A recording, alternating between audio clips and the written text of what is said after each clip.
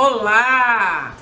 Hoje estamos aqui novamente com mais um novo vídeo do projeto Neve Responde, que é um projeto do Núcleo de Estudos Vikings e Escandinavos, justamente para apresentar temas polêmicos ou pouco estudados, pouco falados em livros, em documentários, que nós vamos aqui, na medida do que nós vamos editando os vídeos, fazendo os vídeos, trazer esses temas para o debate e para esclarecimento. E hoje nós vamos trazer aqui, apresentar um tema que a gente sempre ouve falar, está nos livros didáticos, está nas aulas.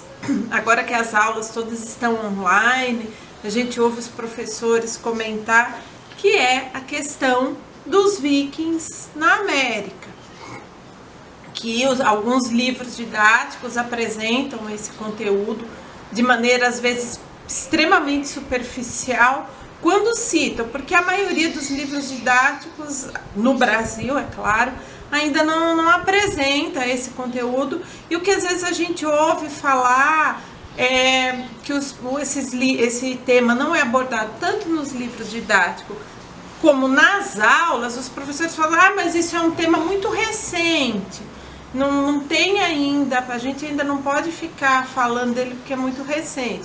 Mas a gente sabe que essa questão, essa confirmação da presença nórdica na América já é comprovada há mais de 60 anos. Então não é algo tão novinho assim para não estarmos debatendo isso.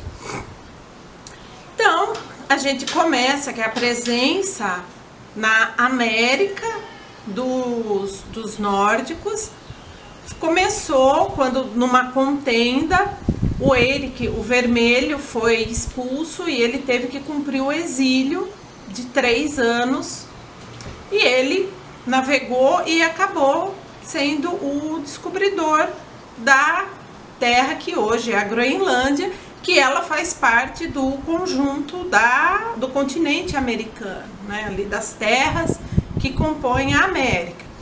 E ele chegou nessa ilha verde, que por conta do clima, ela era um pouco mais verdejante, o clima era um pouco mais ameno, mas hoje as coisas já estão desestruturando por conta de uma série de questões.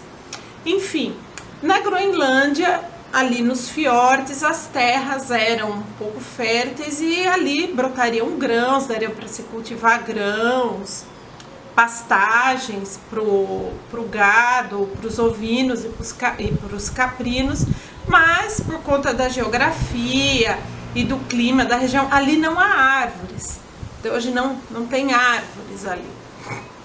E aí ele se fixou ali, começou a fazer a colonização, de tanto que foram descobertos restos de cemitérios e de igrejas na Groenlândia, comprovando efetivamente o povoamento ali. E o Eirik teve um filho, Leif Erikson, que herdou essa verve navegadora, descobridora do pai, e num percurso de navegação, que ele já ouvia relatos de outros viajantes, ele chegou ali num lugar onde atualmente é a península do Labrador, no Canadá, nas terras canadenses. E ali ele chegou numa região que hoje é chamada de Lanceau-Meadow, ou Enseada das Medusas, que é um tipo de água-viva que é muito presente nessa região. E ali ele se fixou, mas não foi uma fixação tão forte, tão presente como a da Groenlândia. E assim que o Leif Erikson chegou nessa região com seus comandados, ele viu que a terra era muito promissora, porque, ao contrário da Groenlândia, existiam árvores e árvores de grande porte, que para se fazer navios, que se para construir casas, eram de madeira excelente, principalmente o pinheiro, que é abundante nessa região até hoje. Rios com muitos salmões, que o salmão era um peixe que eles já conheciam, é comum praticamente em toda a Europa ali do norte, então já era um peixe conhecido, os rios pululavam de salmão, a terra era muito boa, e aí se descobriu um outro atrativo, essa frutinha aqui, né, a uva, que é nativa ali do lugar, que hoje a gente vai no mercado e a gente compra a uva Niagara, que é uma menção às cataratas ali do Niágara, que é toda aquela região que é comum essa uva. Essa uva, ela é uma uva de mesa, ela é para consumo, ela não é muito boa para se fazer vinhos, mas com as alterações, as mudanças genéticas, hoje a Niagara também já é usada para fazer vinho. É um vinho meio diferente, assim, ele é um pouquinho mais azedo, mas dá para tomar, é um bom vinho. E inclusive na região ali de Niagara, onde um dia foi em Vinland, hoje tem o vinho Vinland, né, que você pode até importar, indo no supermercado no Canadá, você até encontra o vinho. Enfim, quando se descobriu a abundância dessas frutas, o Leif Erikson, terra de Vinland, né, uvas. E aí ele tentou povoar, mas apesar de toda essa grande abundância de recursos, a colonização ali não foi muito presente. E o tempo passou e nos anos 1960, um casal de arqueólogos noruegueses, que é conhecido como o casal Ingstad, eles descobriram alinhamentos do que teriam sido casas nórdicas. E aí eles descobriram armazéns para guardar madeira, guardar grãos, ferramentas, animais. Descobriu indícios de forja, mas diferentemente da Groenlândia, eles não encontraram cemitérios e nem igrejas, mostrando que a colonização na América, em Vinland, em toda essa região, foi simplesmente um acampamento sazonal.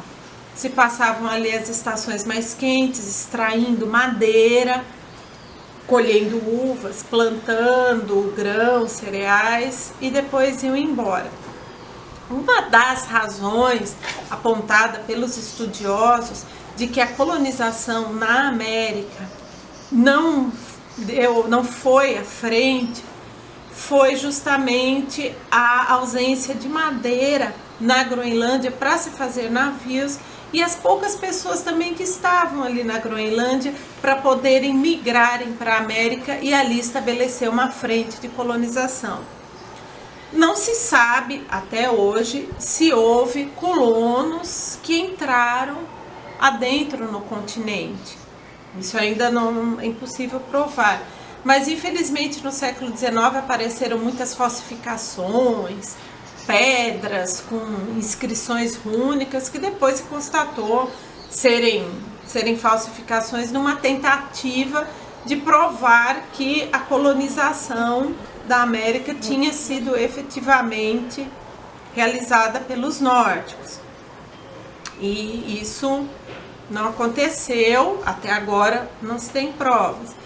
E é bem interessante que essa presença na América antes de Colombo, antes de Cabral, é nórdica mesmo, porque a Unesco considera, né, o sítio de L'Anse-aux-Medocs como patrimônio da humanidade. Então pertence a todos os humanos, a todos nós, mostrando que os descobridores não foram bem assim como os livros didáticos apresentam. E já passou da hora desse conteúdo ser revisto e ser colocado nos livros didáticos.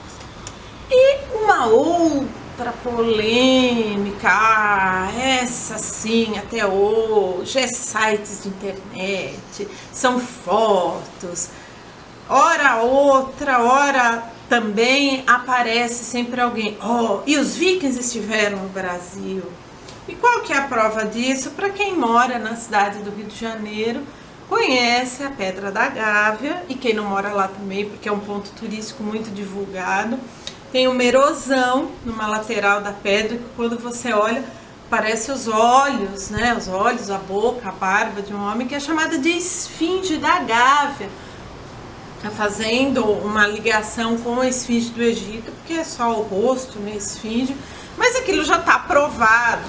Geólogos, geógrafos já provaram que aquilo é uma erosão natural, a ação da chuva, do sol, do vento, que vão fazendo aquelas recortes na pedra, como no Brasil há vários locais, né, que tem essas formações naturais. E ali também tem algumas inscrições naturais que quem fez? Em 1839, o IHGB recebeu, né, uma carta mostrando lá que aquelas inscrições na Pedra da Gávea não seriam naturais, aqueles seriam feitos pelo homem. E aí, aquele furor, né, nós estamos ali no século XIX, o romantismo está ali, chegando no Brasil, nós temos uma série de romances, aquela construção da identidade nacional, e tinha aquelas coisas, né? Mas a gente não quer ser associado com esses nativos aí que andam nus, ficam comendo carne crua, ficam comendo moquém, né? Que é o cérebro lá. E aí, há aquela necessidade, né, de ter uma ligação com Europa, essa negação com o nativo. E aí se começam a fazer pesquisas, e aí um dinamarquês chamado Carl Hafner acaba se interessando muito por isso, por aquelas inscrições, que uma hora suscitou que poderiam ser fenícias, mas chegou-se à conclusão que eram inscrições rúnicas. Então os vikings estiveram de fato no Brasil, mas foi aquele furor, inscrições rúnicas, né? Foram feitas traduções, foram mandados para pesquisadores dinamarqueses da época, e foi aquele furor. E inclusive se acreditava que existia uma cidade perdida no interior do Brasil e que na praça central dessa cidade existia lá uma estátua do deus Thor. Mas hoje se sabe que as inscrições, a Pedra da Gávea, não são fenícias, muito menos são inscrições rúnicas. Elas são efeitos da erosão. São naturais, é um fenômeno natural. Um desgaste natural ali. Então, os vikings não estiveram no Brasil como se quer. E aí, para vocês que gostam dessas questões, vikings na América, vikings no Brasil, o dicionário de História e Cultura da Era Viking, que é um projeto do Neve, mas tem a colaboração de muitos pesquisadores internacionais, ele apresenta vários verbetes em língua portuguesa sobre essa questão de vikings na América, vikings no Brasil, sobre a terra de Vinland. Então é um excelente material disponível tanto na versão impressa como na versão em Kindle, para saber mais sobre esse tema tão interessante, tão instigante e que também faz parte da nossa historiografia.